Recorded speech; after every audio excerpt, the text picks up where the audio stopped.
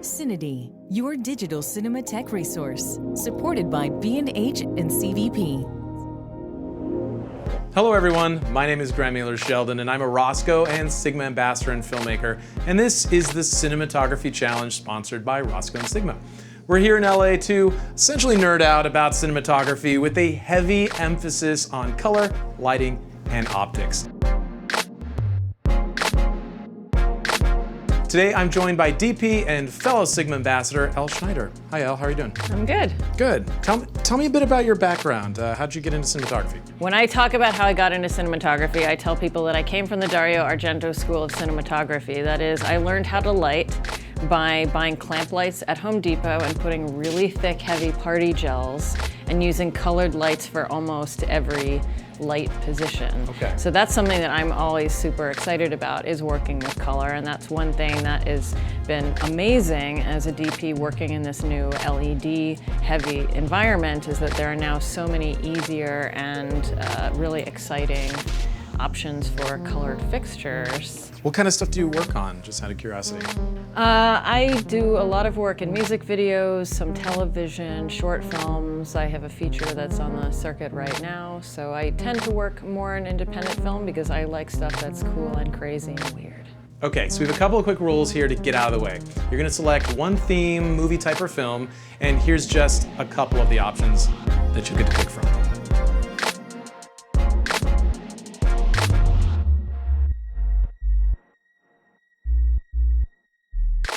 From there, you have 30 minutes to light a single sequence using any Sigma Cine Prime lens and primarily Roscoe DMG Lumiere lights available to you.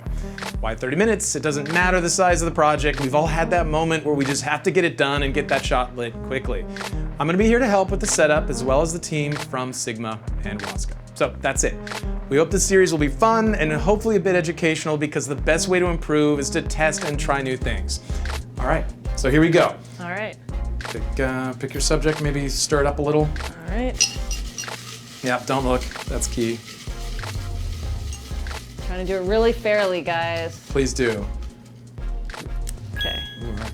And it says noir. Ooh, noir. Fancy. Okay, so noir, this is a big one. Outside, we've set up a whole table filled with Sigma Primes. We have a few Roscoe DMG Lumiere lights out there, as well as a couple filters. It's, yeah, it's a whole bunch of goodies. Should we go out to check it out? Yeah, let's do it. Okay, here we go. So Elle, I know you're super familiar with the Sigma Cine Prime lineup. Yeah. We have everything from 14 to 135, and we have a bunch of focal lengths in classic as well. Really kind of fun, vintagey feeling characteristics, lots of flares, low contrast, still honestly reasonably sharp as well. You have my personal filter kit here. Nice. If you want to, no pressure. We have some dashes out. There's a dot accessory, which is cool because it works kind of as a practical on camera as well. Yeah. And then this is the quad kit with the dashes all stacked together with the DOP Choice softbox. And this is a mini. And then we have a variety of other Roscoe products as well. So do you have a favorite focal length you want to try first? Yeah, I think I'd love to drag into the 35 Classic and the 28, because with noir, something that's usually, the space plays such a big part in how everything looks. I kind of want to start a little wide and see where we end up. Okay, all right. I will grab the 35 Classic and let's get to it. Your 30-minute start when we get in there. Okay. All right. All right, well, I mean, I think the key to noir, right, is contrast. Definitely. So I think we're gonna start with putting one light overhead just to give us kind of a straight, hard beam. Okay. And then turn off all the other lights and start playing. So I think what I want to start with, I love those little dash lights, and I also would love to stick a bunch of them up top there to start giving us some more sort of backlighting. How many do you think, like 4? Probably 5. 5, okay. 5 would look good. All right, if Team Roscoe can help out with like 5 dash lights, I think that's a new record for dash lights being used on Cinematography Challenge. That's cool. All right. We're gonna just stick them up on the top ledge there. Okay. Great. And so you said you wanted a light in the ceiling. What? Yes. So like a harder light? Yeah, just a small hard light that can kind of give us a moody beam coming straight down. Okay, so we have So we can set up the Dolly. Dana Dolly.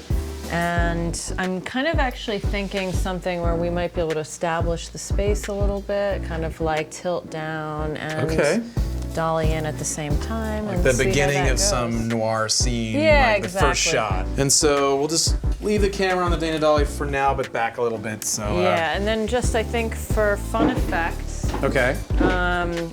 throw another hard light outside with a gobo on it because that can give us some more interesting textures to throw in here.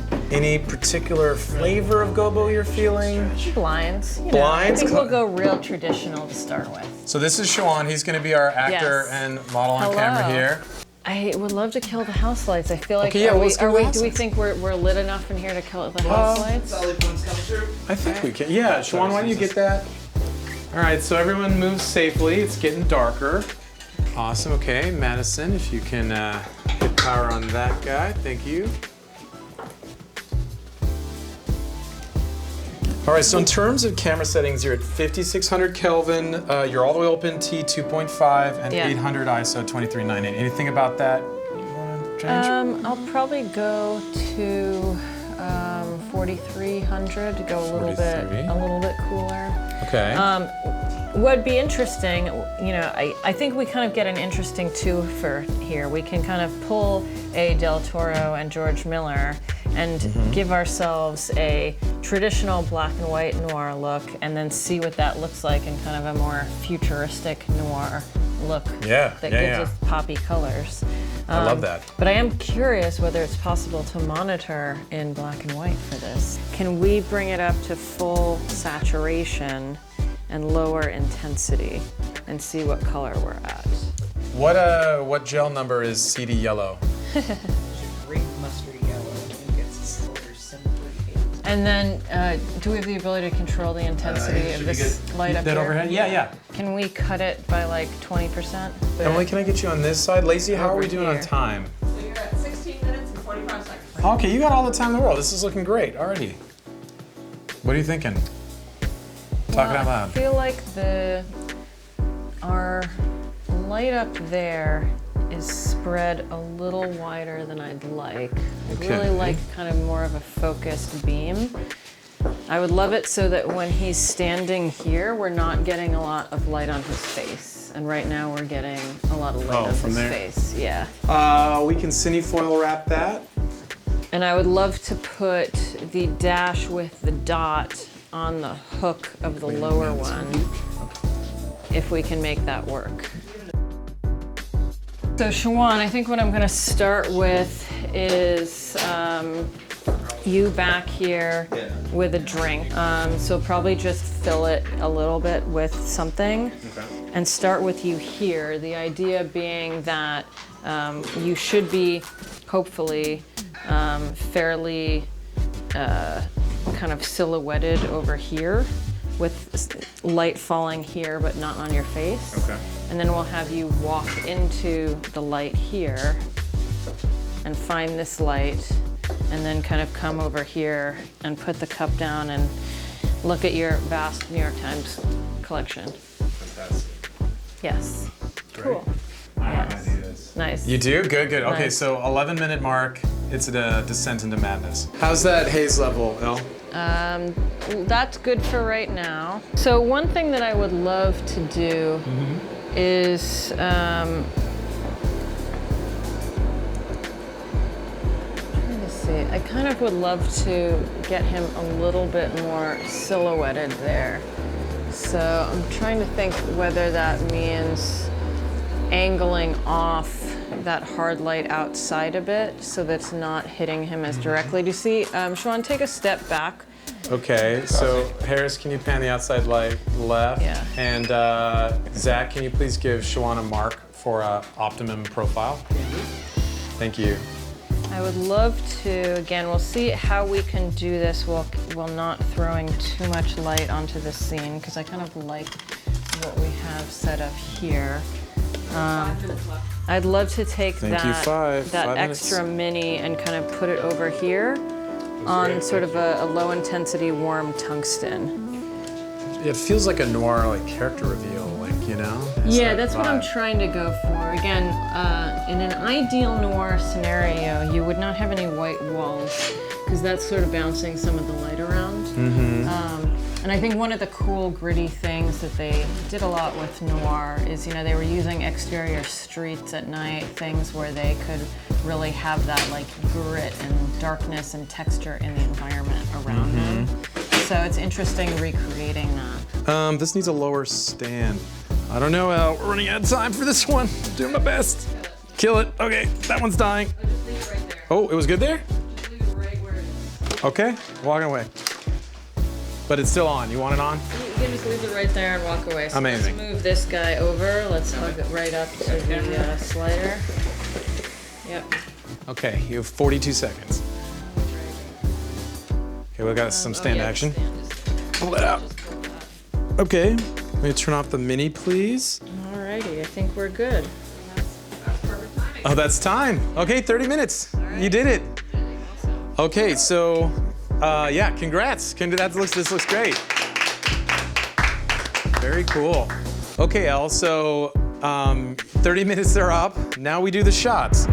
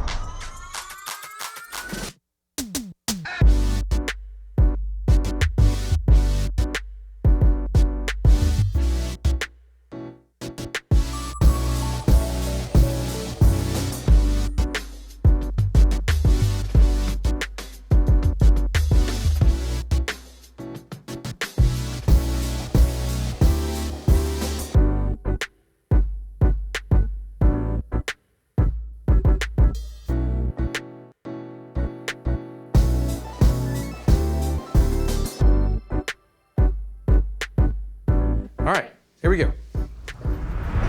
Well, congratulations. That was clearly noir. I thought it looked sick. How are you feeling? I feel like we made a really moody little thing there. we made a moody little thing. Exactly. So walk me through kind of what you're going for. Would you have done something differently given more time? What do you think? Or are you totally happy? You can be 100% happy too. Yeah, I mean, I think what's interesting is that because noir is so often about pools of light, having more time would allow us to place more specific fixtures and areas where, like, you know, the crunchiness will have blacks overlapping blacks and things like that. So more time would give us more separation, but I feel like we did a pretty good job of having little areas of light that Siobhan could walk through to just make it seem like something devious and uncouth was unfolding. Oh yeah, something bad was going down, absolutely. Yes. So tell me a little bit about just where you were placing your instruments, kind of why that was. You were talking about pools of light. That was evident kind of in the middle of his path. There was a pool of light. He was in kind of profile at the end, right? Yeah.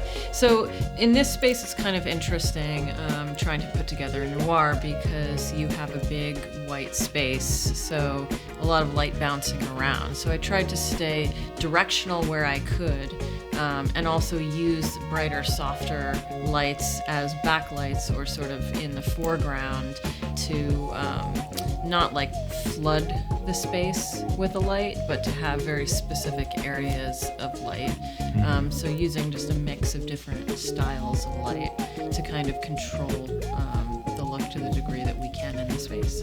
You know, I thought that was one of the more inventive uses of the dot that I've seen. I mean, it kind of started there for a moment. You also, honestly, generally, Elle, you pivoted really well too. I mean, you had a mini in there, and then you got rid of it at the last second, and then you changed up the blocking too, which is not always something that DPs have control over, but I know you direct quite a bit, so you feel comfortable doing that. And is that kind of how you're used to working on set, sort of feeling it out, or do you like staying up until 3 a.m. like diagramming everything based on 5 hours of pre-scout the day before? I tend to not diagram, but I usually have the luxury of not needing to do that because location is a huge part of how I shoot, and especially with TV, you're doing a lot of pre-scouting if you're shooting in any like practical existing locations, and in that way you're able to sort of figure out which of those spaces is going to work best for what you're trying to do. So for me, that makes things a lot easier because if I see the space, you know, one of the things that's trickiest, as I just mentioned, with a space like this is that it's a lot of white walls. So if you're going for something stylistic, you really have to, your number one priority is keeping the light off the wall to the degree that you can. Whereas, you know, in a historic home where everything is wood paneled, you're not going to get that same bounce back, for example. It's almost like a little bit negative fill, honestly, that Exactly, dark wood. exactly. And so that, especially when you're doing something really stylized, is something that I would pay a lot of attention to in location. And for me, I feel like choosing the right location is like 50% of your cinematography battle. Oh, 100%. And you bring up an interesting point, like working with the locations department, working with the art department. Yeah. I mean, in LA, we're very lucky. We have all of this Art Deco architecture that just kind of lends itself to you picking noir. Yes. We didn't end up in an Art Deco building, so you really made it work. Yeah, it was fun. There you go. It was fun. Well, it was fun for us too, and thank you so much for watching this episode of the Cinematography Challenge. Elle, thank you so much. Don't forget to follow Roscoe and Sigma on social media. Thanks, everyone. Have a great day.